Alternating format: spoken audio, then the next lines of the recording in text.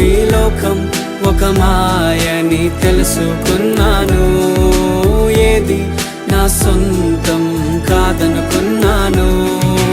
తప్పిపోయిన కుమారుని నేనైతే నా కొరకై నిరీక్షించే తండ్రి నా యేసు. తప్పిపోయిన కుమారుని నేనైతే నా కొరకై నిరీక్షించే తండ్రి నా యేసు.